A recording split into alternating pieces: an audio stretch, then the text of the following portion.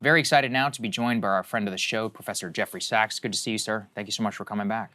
Great to be with you. I wish it was under better circumstances. We did, of course, want to turn to you for a bigger picture of what this all means. Let's go ahead and first start with our first element. Prime Minister Bibi Netanyahu saying the quiet part out loud. He says, in bombing Iran, Israel has now the assistance of the United States, my friend President Donald Trump, and the U.S. military. This coalition of forces allows us to do what I've yearned to do for 40 years. 40 years, it's a dream that the Prime Minister had, despite all of the alleged pretexts about preemptive attacks, nuclear strikes, ballistic missiles. This is something that has been in the heart of the Bibi Netanyahu project. I just was wondering if you could react to that and frame your general thoughts around this entire regional war that has now erupted. I hadn't seen that quote, but if he said it, what an asshole he is. I've been saying that for years, that this is his dream, his campaign. I've put it at 30 years since 1996, a doctrine called clean break, which was a madman's document of a madman, Bibi Netanyahu, and his arch neocon extremist Zionist advisors in 1996 that basically was the blueprint for nonstop war in the Middle East. And now Netanyahu says what I've been saying. When I've been saying it, people have sometimes scoffed. But, now I know it's a 40-year plan, not just a 30-year plan. The man is a psychopath. And this is the reality of it. We have been roped into endless war by these extreme Zionists.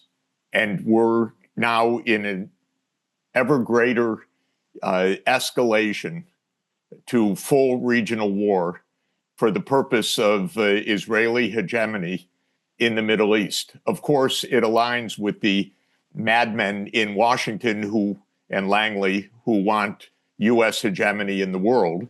But that's what this is about. They don't count how many schoolgirls are dead. They couldn't care less. That's the whole point. There's nothing in this about the dead. This is all madmen's delusions. Let's go and put up E2 on the screen here. So Trump is saying now he wants to talk to the Iranians after assassinating, their supreme leader and bombing their country and starting this war. He told The Atlantic, quote, "They want to talk. I've agreed to talk, so I will be talking to them."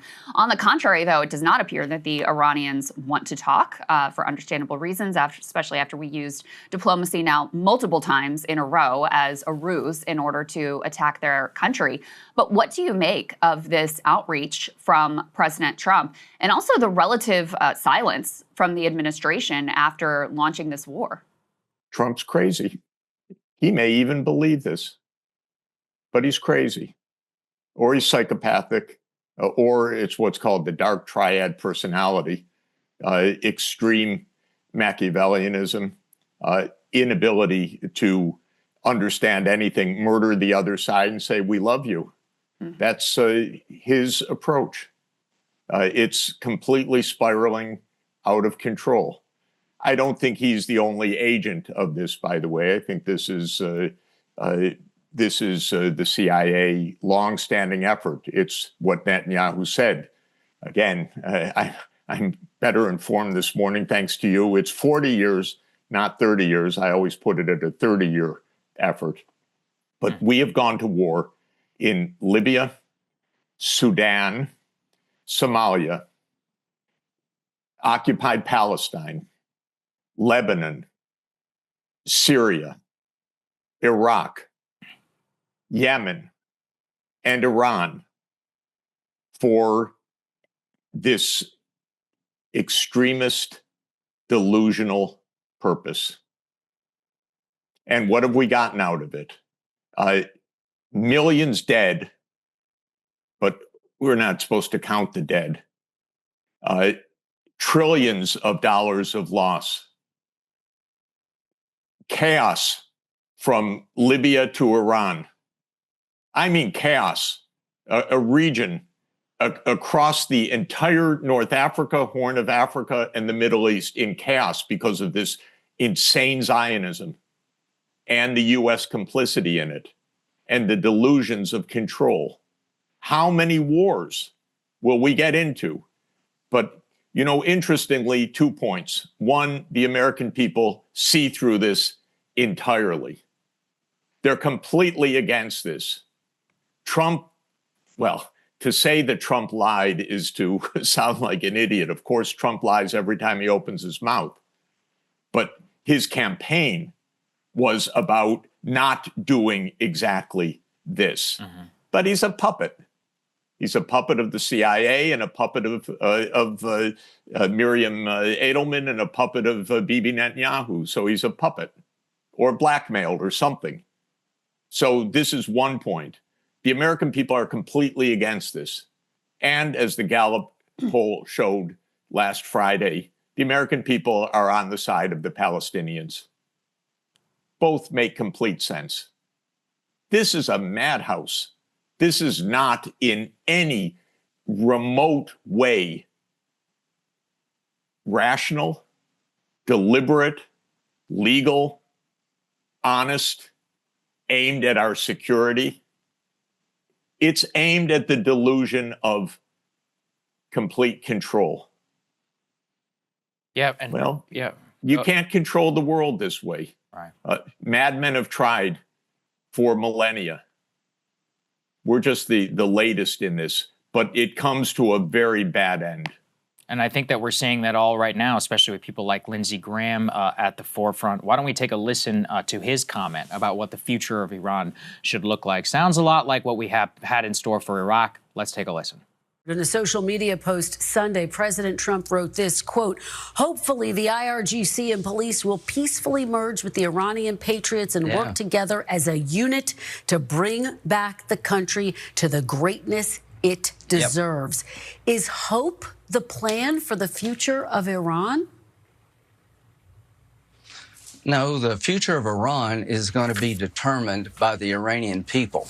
The new Iran, whatever it is, whether it's a cleric or a representative democracy, our goal is to make sure it cannot become, again, the largest state sponsor of terrorism. That's a win for us. But is there a plan to make sure that happens, Senator? Is there a plan? Does the president have a plan to guarantee that that happens? No, it's not his job or my job to do this. How many times do I have to tell you? Our job is to make sure Iran is no longer the largest state sponsor of terrorism, to help the people reconstruct a new government, no boots on the ground. We don't own, you know this idea, you break it, you own it? I don't buy that one bit. It's in America's interest to make sure the Ayatollah is dead. He's dead.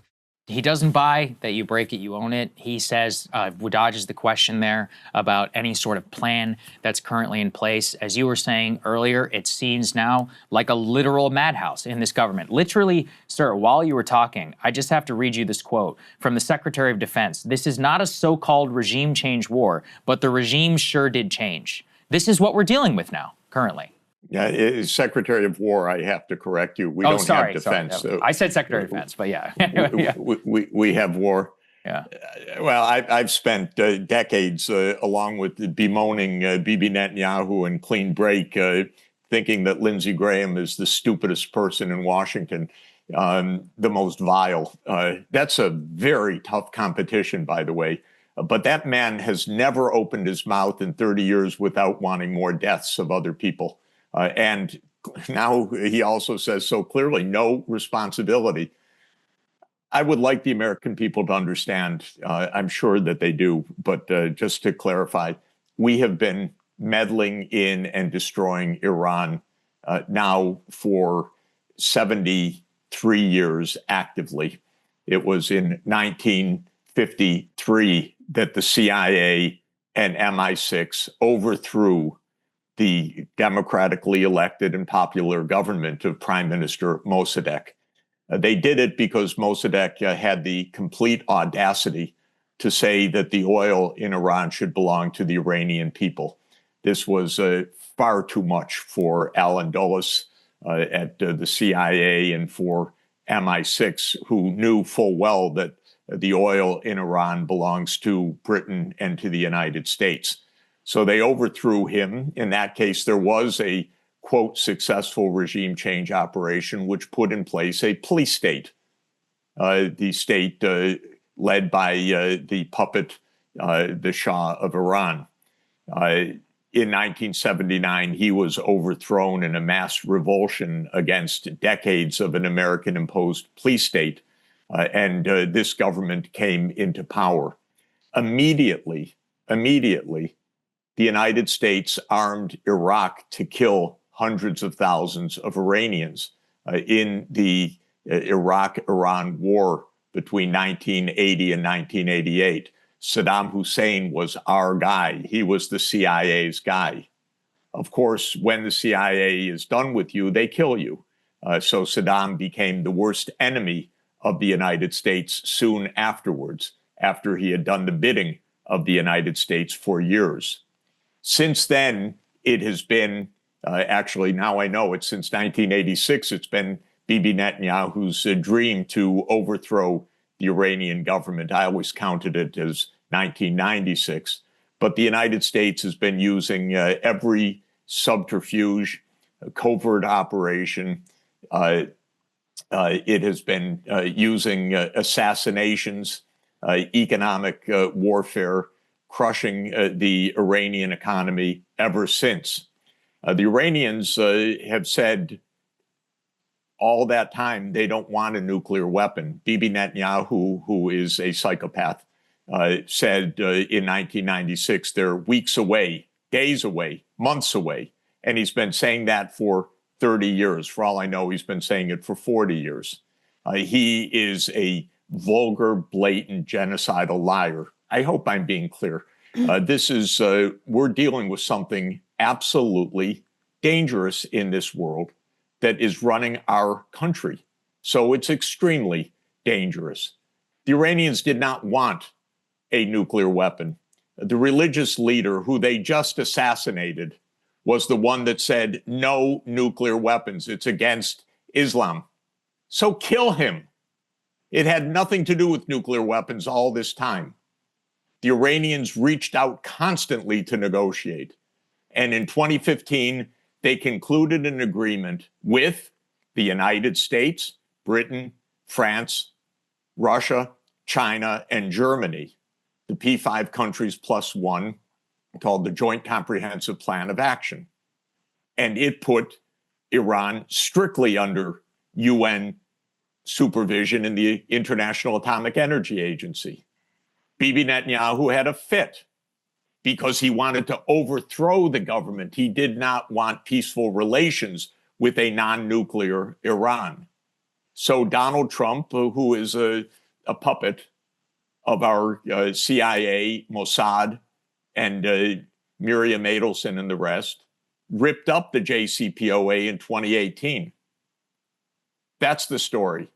Then they bombed one of Iran's nuclear facilities. And by the way, during the period from 2015 to 2018, Iran stuck with the agreement, even though the United States cheated on the agreement that it signed because it was supposed to end the US sanctions, which it did not do.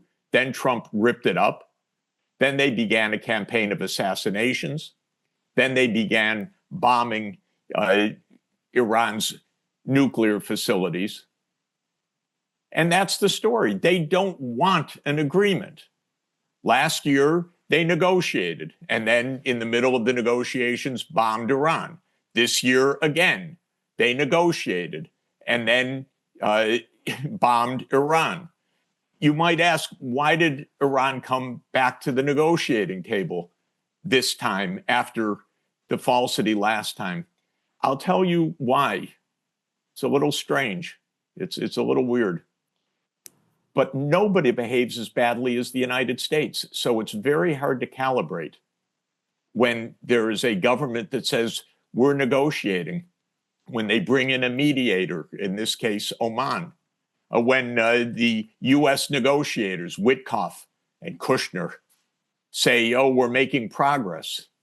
It's hard for other people to calibrate the evil that's under it. This was a premeditated war, and the negotiations are a pretext. So this is what's happening. It's amazing. It's you don't see this anywhere else in the world. By the way, at the emergency meeting of the UN Security Council that I attended on Saturday, you see how we're in the looking glass because one country after another attacked Iran for its violence. Even Bahrain called it unprovoked attack by Iran. Well, it's actually easy to do the scorecard. If your country hosts the US military, first of all, it means that you also host the CIA. It means you are an occupied country.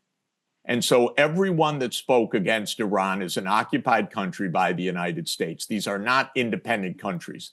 When we listen to Merz or to Macron or to the Danes or to the British, the US military and CIA is all over those countries and has been for decades. These are not independent voices.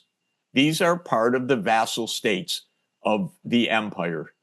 This empire is destroying itself in its bloodiness, its bloody-mindedness, its murders, its wars, its debts, the trillions of dollars we're spending in this. But this is an empire that is behaving so shockingly that others actually can't calibrate. They don't understand that negotiation means we will come to murder you. And that the best thing is we will murder your religious leader.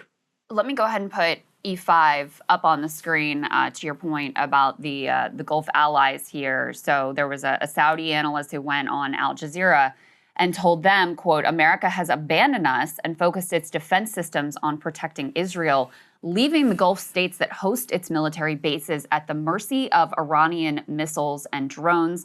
And we have seen some impacts throughout the region, including, unbelievable images in Dubai, which is, of course, a playground of the global rich, where some of the luxury hotels have been hit. I can scarcely wrap my head around the level of, damage, brand damage, and economic damage that will be done over the long term. What do you make of these comments and potentially a reassessment that is being done here by the Saudis as they see that the U.S.'s number one priority is ourselves and the Israelis? Well, I would refer them to two observations. First, by President John F. Kennedy. In his inaugural address, he said those who would ride on the back of the tiger often find themselves inside it. In other words, you ride on the back of a violent empire, you become a victim. So the Saudis have known full well. They host U.S. military bases. The Gulf countries host U.S. military bases. The behavior of the United States is brazen and illegal. So this is what comes. I would also cite Henry Kissinger's famous adage that to be an enemy of the United States is dangerous, but to be a friend is fatal. So these countries need to grow up. They need to understand, does the Arab world want to be a vassal of the United States? I don't think so. Does that provide them security? I don't think so. And incidentally, the damage to an entrepot like Dubai is devastating. This is supposed to be the place where it's safe to bring your family, to bring your money, to come for vacation, not to be in a hotel that is bombed. This will have a very, very long shadow on the region. But that is the miscalculation that these countries have made. They've watched the United States and Israel committed genocide in Gaza. They were quiet because they're occupied. They think this is safe. This is not safe. The safety in our world is to speak the truth. It's not to go along with the brazen evil of power. Finally, I'm just curious for how you think, we talked there about the UN Security Council. There's been a lot of big talk by the President of Canada or the Prime Minister of Canada. The New World Order is changing. He immediately supports the regime change war with Iran. You just talked here about the vassal states of Europe. For how long are their populations going to put up with this? We just did a segment about blowback specifically across the entire Middle East, including a possible terrorist attack right here on our own country, reminiscent of many of the scenes from the war in Iraq and the so-called global war on terror. Do you think this is going to be a prolonged kind of earth-shaking geopolitical movement, or is there any point at all for us to be able to pull back from the brink and Trump can just falsely declare victory and move on? Or is just the genie out of the bottle completely? I just want to point out that a momentous event last week, which seems like a different world because it is, was when the German Chancellor, Merz, went to China. And there were clips of him watching the Chinese robots performing. Mm-hmm. He was watching something the United States can't do, Europe can't do. He was watching a country that is at peace and that is moving forward technologically, that is investing, that is at the frontier of technology.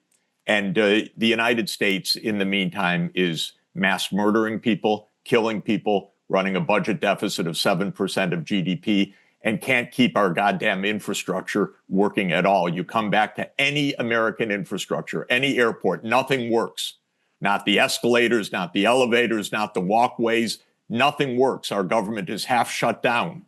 So the reality is we are doing ourselves in this way under this quest for global hegemony. That's the real story here, how self-destructive this is. By the way, how much Trump lied every word about claiming that he was going to stop this. Yep. He didn't stop it at all. He just opened up the floodgates of more killing.